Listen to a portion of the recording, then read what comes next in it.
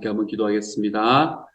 사랑하는 하나님, 제가 주님이 없이는 살 수 없다라고 고백할 수 있도록, 그리고 내 혼자는 못 사지만 내 주님께서 내 마음의 모든 소원과 내 마음의 모든 아픔들을 아시기 때문에 내가 이 세상을 살아가는 가운데에도 담대하게 살아갈 수 있다 고백할 수 있도록 주님께서 도와주시니 감사를 드립니다. 주님, 우리가 이렇게 이 땅을 살아가는 세월이 지나고, 그리고 어느 순간에 우리가 우리 주님의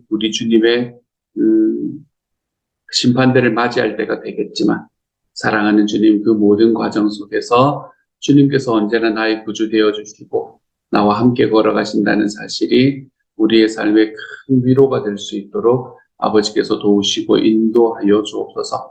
하나님께서 이 아침에도 우리 하나님 앞에 기도의 제목을 가지고 하나님 앞에 나올 수밖에 없는 모든 이들에게 하나님의 마음과 하나님의 은혜와 하나님의 능력을 허락하여 주시기를 소망합니다. 모든 말씀을 우리 주님 예수님 이름으로 기도드립니다. 아멘. 이 시간 하나님께서 우리에게 주시는 말씀 함께 읽겠습니다. 사도행전 22장 17절부터 29절까지의 말씀입니다. 사도행전 22장 17절부터 29절까지의 말씀입니다. 우리 같은 목소리로 함께 읽도록 하겠습니다. 시작. 후에 내가 예루살렘으로 돌아와서 성전에서 기도할 때에 황홀한 중에 봄에 주께서 내게 말씀하시되 속히 예루살렘에서 나가라. 그들은 내가 내게 대하여 증언하는 말을 듣지 아니하리라 하시거늘 내가 말하기를 주님, 내가 주를 믿는 사람들을 가두고 또 각 회당에서 때리고 또 주의 증인 스데반의 피를 흘릴 때에 내가 곁에 서서 찬성하고 그 죽이는 사람들의 옷을 지킨 줄 그들도 아나이다. 나더러 또 이르시되 떠나가라. 내가 너를 멀리 이방인에게로 보내리라 하셨느니라. 이 말하는 것까지 그들이 듣다가 소리 질러 이르되 이러한 자는 세상에 없애버리자. 살려둘 자가 아니라 하여 떠들며 옷을 벗어 던지고 티끌을 공중에 날리니 천부장이 바울을 영내로 데려가라 명하고 그들이 무슨 일로 그에 대하여 떠드는지 알고자 하여 채찍질하여 신문하라 한데 가죽줄로 바울을 매니 바울이 곁에 서 있는 백부장더러 이르되 너희가 로마 시민 된 자를 죄도 정하지 아니하고 채찍질할 수 있느냐 하니 백부장이 듣고 가서 천부장에게 전하여 이르되 어찌하려 하느냐 이는 로마 시민이라 하니 천부장이 와서 바울에게 말하되 내가 로마 시민이냐 내게 말하라. 이르되 그러하다. 천부장이 대답하되 나는 돈을 많이 들여 이 시민권을 얻었노라. 바울이 이르되 나는 나면서부터라 하니 신문하려던 사람들이 곧 그에게서 물러가고 천부장도 그가 로마 시민인 줄 알고 또 그 결박한 것 때문에 두려워하니라. 아멘. 아멘. 우리가 드라마 같은 걸 바라보면 아무리 그 드라마의 내용이 좋고 그렇다고 하더라도 좀 답답하게 고구마 먹은 것처럼 계속해서 힘들고 계속해서 어렵고 하면 그 드라마를 보는데 좀 짜증이 나고 좀 힘이 드는 것 같습니다. 그러다가 왜 한 번쯤 이렇게 주인공이 딱 나타나서 모든 사람들을 이렇게 딱 그거 해버릴 때 사이다처럼 이렇게 딱 그거 할 때 그럴 때 굉장히 기분이 좋잖아요. 오늘의 말씀도 보면 이제 이걸로 보면 보통 요즘에 사도행전 말씀이 밑에 좋아요가 어느 정도 있었나 한 2,600명, 2,700명 정도가 좋아하시다가 오늘의 말씀은 갑자기 5,300명이 좋아한다라는 이야기를 들으면 이걸 보면 우리가 진짜 그런 게 좋은가 보다. 뭔가 우리가 기다리고 있었나 보다. 사도 바울이 정말 계속해서 고난당하고 계속해서 힘들어하던 상황 속에서 우리 이제는 그 하나님께서 자기에게 주신 그 능력, 자기 안에 있는 그 능력으로 그 자기를 힘들게 만들던 사람들의 코를 납작하게 해주는 것을 많이 보고 싶었나 보다라는 생각이 듭니다. 오늘의 말씀에서 사도 바울은 먼저 자기의 삶에 대해서 다시 한번 이야기를 하고 있죠. 계속해서 이야기하고 있습니다. 17절의 말씀을 보면 후에 내가 예루살렘으로 돌아와서 성전에서 기도할 때에 황홀한 중에 라고 이야기를 합니다. 여기서 예루살렘으로 돌아와서 성전에서 기도할 때에 라고 이야기하는 것은 이 사도 바울이 처음에 예수님을 믿고 난 다음에 다메섹 도상에서 예수님을 만나고 난 다음에 그런 예수님을 만나고 아나니아를 만나서 눈이 감겨졌던 눈이 뜨여지잖아요. 그렇죠? 그렇게 눈이 뜨여지고 난 이후에 사도 바울이 무엇을 했나 하면 사도 바울은 계속해서 복음 전하는 삶을 살아갔습니다. 근데 그는 어떻게 복음을 전하는 삶을 살아갔었나 하면 그때 이제 소위 나마테아 왕국이라는 곳이 있습니다. 이 동쪽, 남동쪽, 이 유대의 남동쪽에 있는 곳이었는데요. 이 나마테아 왕국이라는 곳으로 가서 그곳은 이제 사막 지역이었거든요. 그 사막 지역에서 복음을 전하면서 살아갔던 그런 3년 정도를 그렇게 살아갔었습니다. 하나님 앞에 사막 지역에서 기도도 하고 그리고 그곳에서 복음도 전하고 하는 삶을 살아갔었죠. 그렇게 3년 동안을 살아가다가 이제 3년 동안을 보내다가 이제 하나님의 말씀에 대해서 예수님께서 그에게 어떻게 이야기하시는지에 대해서 확인을 다시 한번 하고 그리고 난 다음에 다메섹으로 돌아와서 자기가 이제는 예수님을 믿었다라는 것을 사람들 앞에 공식적으로 이야기를 하기 시작을 합니다. 그렇게 공식적으로 이야기를 한 뒤에 예수님을 믿었다라는 그 이야기를 누구에게 하고 싶었나 하면 예루살렘에 있는 이제는 자기는 자기의 형제라고 이야기하는 사람들에게 이제 그 이야기를 하고 싶었던 거예요. 그 이야기를 하고 싶어서 예루살렘으로 돌아왔다라고 이야기를 하는 게 17절의 이야기입니다. 그러므로 우리가 어제 보았던 사도 바울이 예수님을 직접 만난 이후에 그 이후에는 한 3, 4년 정도가 지난 다음이다 라고 생각을 하시면 되겠습니다. 그렇게 돌아와서 성전에서 기도할 때에 여기서 성전에서 기도한다는 것은 누구를 만나기 위해서 이제 기도하면서 기다리고 있었나 하면 제자들을 만나기 위해서 예수님을 믿는 사람들을 성도들을 만나기 위해서 이제 그곳에서 기도하는 상황이었죠.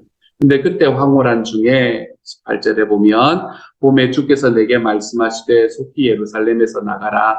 그들은 내가 내게 대하여 증언하는 말을 듣지 아니하리라 하시거늘이라고 이야기합니다. 여기서 말하는 그들이라는 건 예수님을 믿는 사람들을 이야기하는 거예요. 초대교회를 이야기하는 겁니다. 초대교회 사람들은 사도 바울의 말을 듣지 않을 거라는 거예요. 당연한 이야기겠죠.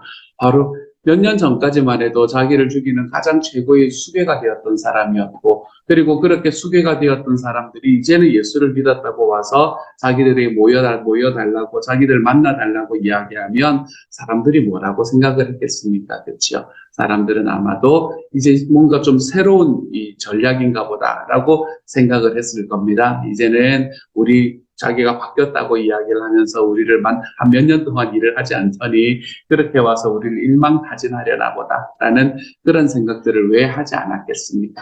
그래서 사람들이 믿지 않을 거다라고 예수님께서 이야기를 하셨다는 것을 말하고 있는 거지. 이렇게 사람들을 아무도 만나지 못하고 모든 사람들이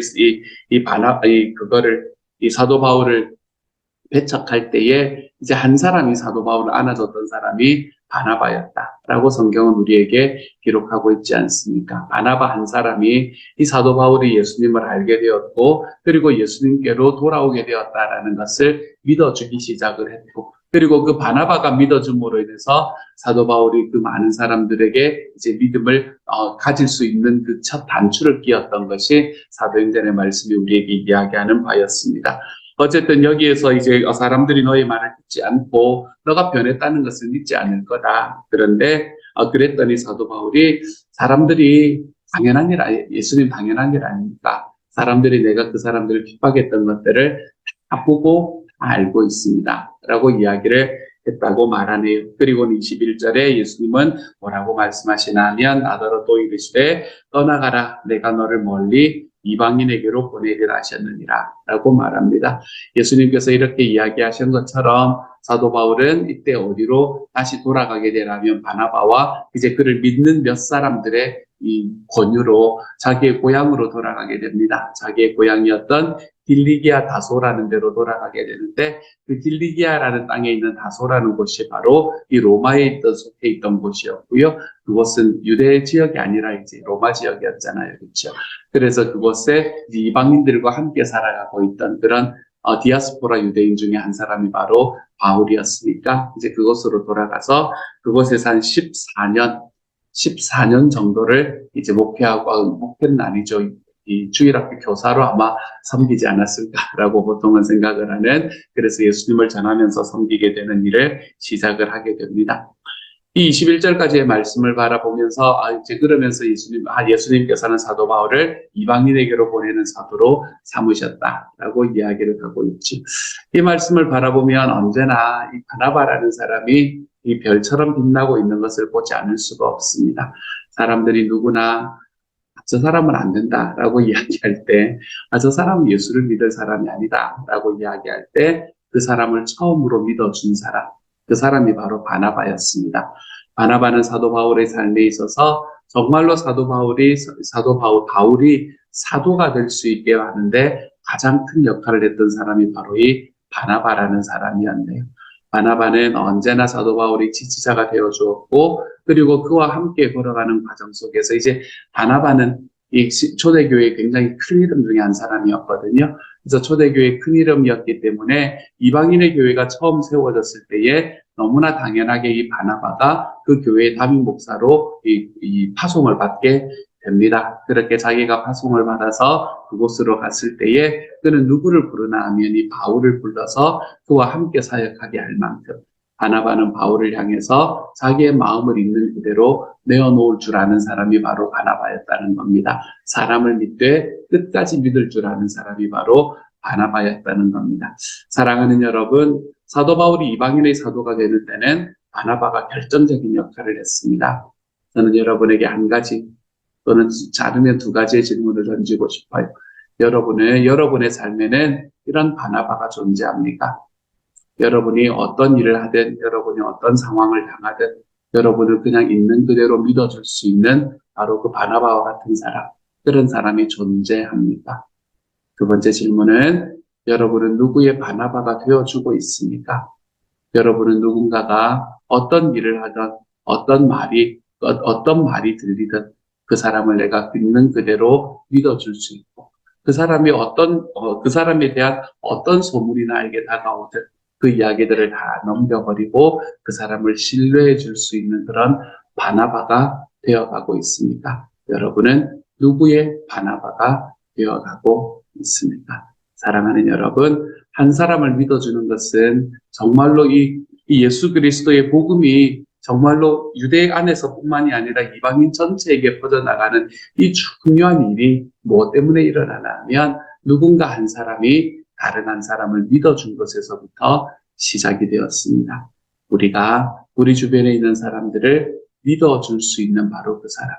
내가 어떤 이야기가 들리든 어떤 소문이 들리든 주님, 제가 그 사람을 믿어줄 수 있는 자리에 서 있는, 내가 정말 누군가의 바나바가 되어갈 줄 아는 하나님의 사람이 좀 되어갈 수 있기를 우리 주님 이름으로 축복합니다. 그리고 난 다음에 여기까지 딱 듣고 났더니 그때 그 이야기를 듣던 사람들이 너무너무 힘들었나 봅니다. 그러니까 소리 질러 이르되 이런 자는 세상에서 없애버리자, 살려둘 자가 아니라 굉장히 강한 어조지요, 그렇죠? 그러면서 떠들면서 옷을 벗어 던지고 뒷뜰을 공중에 날리니 이제 막 사람들이 분노해가지고 막 소동을 하는 것을 이 행동으로 보여주는 그런 모습이네요. 그리고 난 다음에 그랬더니 전부장이 바울을 영대로 데려가려 명하고, 왜냐하면 사람을 죽일 수 있는 그런 이 판단을 지금 유대인들은 할 수가 없기 때문에 그렇습니다. 로마 법의 상황상 유대인들은 사람을 죽일 수 있는 이런 결정을 할 수가 없었기 때문에 데려가라 라고 이야기하고, 무슨 일로 그에 대하여 떠드는지 알고자 하여 채찍질하여 신문하라 라고 명령을 합니다. 사실은 채찍을 맞으면 이때 당시에는 다 불게 되어 있는 거예요. 채찍을 맞는다라는 거는 이건 사람이 죽는다라는 이야기하고 별 차이가 없는 이야기입니다. 그래서 채찍을 때리라라고 이야기하니까, 그리고 이때 사도 바울은 이미 자기 인생의 말년을 달려가고 있는 상황이었잖아요. 그렇죠? 인생의 후반부를 달려가고 있는 상황이었기 때문에 그것을 견디기가 쉽지가 않다는 걸 자기가 알고 있었나 봅니다. 그래서 25절에서 가죽줄로 바울을 매니 바울이 곁에 서 있는 백부장더러 이르되 너희가 로마 시민 된 자를 죄도 정하지 아니하고 채찍질할 수 있느냐. 자기가 가지고 있었던 패를 보이는 거예요. 그렇죠? 그래서 내가 로마 시민이라는 걸 너희가 몰랐느냐라고 이야기를 합니다. 백부장이 천부장에게 그것을 전하여서 천부장이 이제 바울과 대화하는데 바울과 대화가 참 마음이 좀 시원해지지 않습니까? 그렇죠? 천부장이 너가 로마 시민이냐? 그렇다. 나는 돈을 많이 들여서 샀는데 너는 어떻게 로마 시민이 됐냐? 이 말은 뭔가 하면 너 밖에 그걸 보니 이 흰색을 보니 로마 시민권을 살 수 있을 만한 그런 사람이 아닌데 이렇게 이야기하는 것. 그 사람을 좀 비꼬는 이야기가 될 겁니다. 그렇게 비꼬는 사람에게 뭐라고 말하나 하면 나는 날 때부터 시민이다. 라고 이야기를 합니다. 그랬더니 29절을 보면 신문하려던 사람들이 곧 그에게서 물러가고 천부장도 그가 로마 시민인 줄 알고 또 그 결박한 것 때문에 두려워하니라 라고 이야기합니다. 사실은 누가 두려워했는 상황인가 하면 묶여져 있고 사람들은 바깥에서 여전히 소동을 벌이고 있고 자기의 생명이 어떻게 될지 알지 못하는 바울이 두려워해야 될 상황인 것 같은데 이 상황들 속에서 누가 두려워하기 시작하나 하면 바울의 대적들이 두려워하기 시작합니다. 하나님께서 우리와 함께하는 삶에는 이런 좀 짜릿한 가슴 시원함이 있습니다. 좀 능력이 있습니다. 하나님께서는 하나님을 믿고 하나님을 쫓아 살아가는 이들을 대적하는 사람들에게 정말 우리가 두려워해야 되는 것과 같은 상황들 속에서 그들이 두려워할 수 있도록 만들어 주심으로 우리의 체면을 세워주시는 분이 바로 우리 주님이시라는 것이지요. 그러므로 사랑하는 여러분, 우리들의 삶에서 우리들의 삶에 있는 문제들 속에서 이 관계들 속에서 그 관계 속에서 일어나는 어떠한 일들을 내가 스스로 보복하려고 하지 않으셔도 괜찮습니다, 여러분. 내가 스스로 그것들을 보복하리라 어디 두고 보자 어떻게 이럴 수가 있는가라고 우리의 마음속으로 계속해서 되뇌면서 내가 스스로 뭔가를 보복해야 한다고 생각하지 않아도 괜찮습니다. 우리가 주님 앞에 바로 서 있을 때 하나님께서는 우리에게 찾아오실 것이고 우리에게 찾아오셔서 정말로 내가 두려워하는 그 과정 속에서 나의 두려움은 하나님께서 없애주시면서 나를 대적하는 그 누군가가 나를 두려워하도록 만드시는 분이 바로 우리 하나님이시기 때문에 그렇습니다. 하나님은 우리 아버지이시기 때문에 자기의 자녀가 무서워하면서 자기의 자녀가 그것에 두려워 떨며 살아가는 것을 절대로 원하지 않으실 뿐만 아니라 자녀가 그것을 생각하며 내가 절대로 복수하고 말리라 라고 생각하며 자기의 삶을 허비하는 것도 하나님께서는 그렇게 기뻐하지를 않으십니다. 여러분, 여러분의 자녀들 한번 생각해 보세요. 여러분의 자녀들이 어디에 가서 친구들하고 관계 속에서 조금 그간 일들이 좀 억울하고 안 좋은 일들을 당하고 왔다고 한번 생각해 봅시다. 온 힘을 다해서 그 친구에게 복수하라라고 이야기하는 부모가 어디에 있겠습니까, 여러분? 너가 그런 일을 당했단 말이야.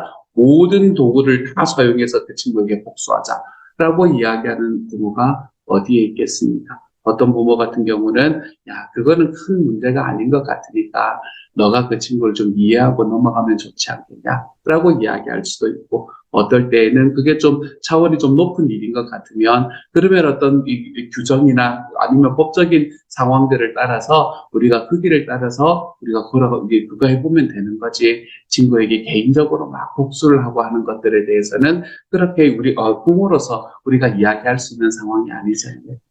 그런데도 우리의 자녀들이 그 복수심에 가득 차서 내가 저 녀석을 절대로 내가 잊지 않으리라 막 이러기 시작을 하면 여러분 우리가 야, 너 정말 대견하다. 너 정말 공의로운 삶을 살아가는구나. 정말 대견하다라고 이야기합니까? 그렇지 않습니다. 마음 아파하죠.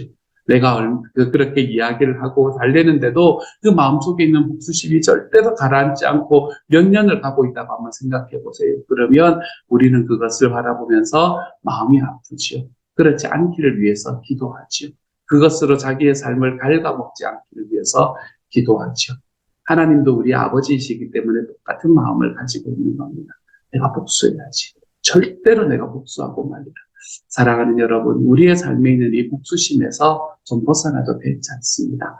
우리가 그렇게 살아가는 것은 하나님의 마음을 아프게 해드리는 일이고 우리의 삶을 허비하는 일이기 때문에 그렇지요. 주님께서는 우리의 삶에서 공의로우신 하나님으로 우리의 삶에 있는 문제들 속에서 나를 대신하여 복수해 주시는 분이 내 주님이십니다. 그러므로 주님께 맡겨드리고 심판자이신 주님께, 재판장이신 주님께 맡겨드리고 우리는 우리의 삶을 살아가면 되는 거예요.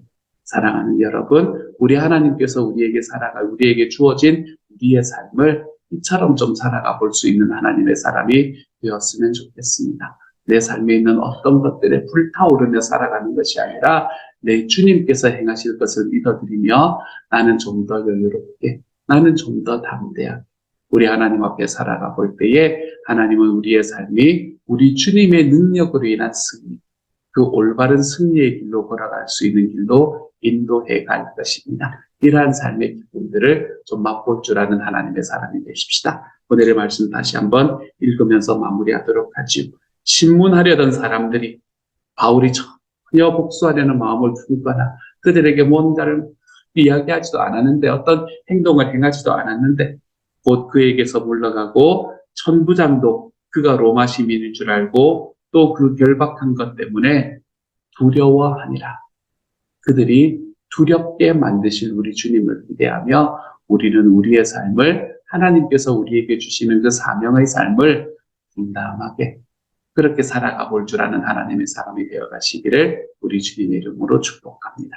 함께 한번 기도하며 나아가도록 하죠.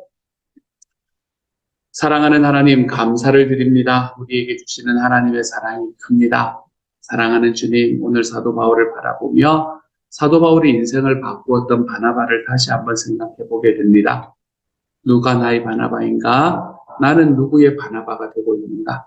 이 질문에 하나님, 우리가 좀 바르게 대답할 수 있게 하여 주시고 그곳에 사람들의 이름들이 기억날 수 있도록 주여 도와주옵소서. 사랑하는 하나님, 정말 내가 누군가를 이해하고 누군가를 품어주는 것 때문에 하나님이여 그분들의 삶이 하나님 앞에 더 환하게 열릴 수 있는 하나님의 사람들이 될 수 있도록, 그런 사람들이 내 주변에 나타날 수 있도록 주여 도와주옵소서. 사랑하는 하나님, 사도 바울이 말하고 이야기하고 이 삶을 바라보며 주님, 정말 하나님께서 우리의 삶의 재판장 되어주시니 내가 하나님 앞에서 두렵지 않습니다. 내가 두려운 것이 아니라 그들이 나를 두려워할 것입니다. 라는 그 확신이 우리들의 삶에 들어오게 해주시니 감사합니다. 주님, 복수하는데 우리의 시간을 낭비하지 않도록 하나님께서 도와주시고 주님, 오히려 주님께서 나를 대신해서 복수해 주실 것이니 나는 주님의 사명의 길에 온전히 서 있어 볼 수 있는 하나님의 사람이 되게 하여 주옵소서. 모든 말씀 우리 주님 예수님 이름으로 기도드립니다. 아멘. 하늘에 계신 우리 아버지, 아버지의 이름을 거룩하게 하시며 아버지의 나라가 오게 하시며 아버지의 뜻이 하늘에서와 같이 땅에서도 이루어지게 하소서. 오늘 우리에게 일용할 양식을 주시고 우리가 우리에게 잘못한 사람을 용서하여 준 것 같이 우리 죄를 용서하여 주시고 우리를 시험에 빠지지 않게 하시고 악에서 구하소서. 나라와 권능과 영광이 영원히 아버지의 것입니다. 아멘.